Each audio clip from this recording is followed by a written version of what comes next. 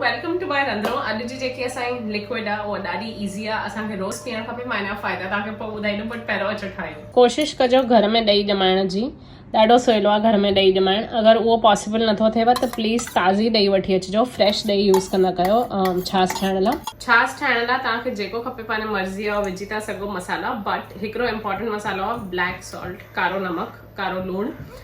उहो असांजे पेट लाइ ॾाढो सुठो आहे, डाइजेशन लाइ ॾाढो सुठो आहे। एंड ॿियो मूंखे हिते दही मसाला आहे। हिन मसाले में थोरो अमचूर, थोरा कड़ी पत्ता, थोरो मिंट लीफ, पुदीने जो पत्तो, ग्रीन चिली, इहो सभु आहे। बट इहो हिकिड़ो कंपल्सरी आहे, बाक़ी जेको खपे विझी था सघो।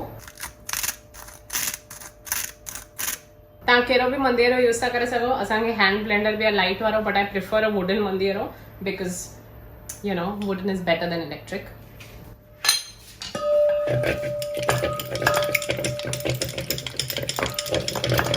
हाणे असां हिकु गिलास पाणी था विझूं।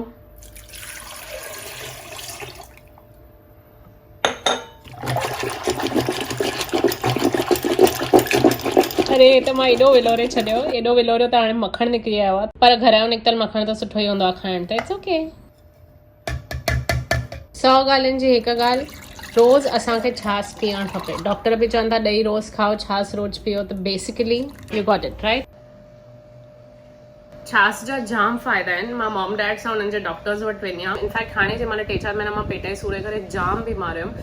हिकु डॉक्टरनीअ फाइनली मूंखे चयईं कि तुंहिंजे बॉडी में जाम गरमाइश वधी वई आहे, छाकाणि त एॾियूं गोरियूं वरितियूं अथई, प्लीज़ थधो कर बॉडी खे, छाछ रोज़ पी। एंड उन जे करे मां ठीकु थियमि। उन मूंखे प्रीबायोटिक प्रोबायोटिक टैबलेट्स बि ॾिनई। त जेके असांजे पेट लाइ सुठा बैक्टीरिया आहिनि प्रोबायोटिक, उहे छाछ में जाम आहिनि। त ऑटोमेटिकली जेको बि कचिरो आहे उहो असांजे पेट खे क्लीन कंदो आहे। छाछ असांजे पेट खे क्लीन कंदी आहे। न त तव्हां टैबलेट्स बि था वठी सघो, प्रोबायोटिक टैबलेट्स कंहिं बि केमिस्ट से पुछी था सघो। बट ऑफकोर्स मां डॉक्टर न आहियां, जेको मां वरी चवां उहे न वठिजो, पुछी करे वठिजो पंहिंजे डॉक्टर खां। हे तव्हां मुंहिंजे चवण ते पी था सघो रोज़। आई होप तव्हां ठीकु आहियो, घर में आहियो।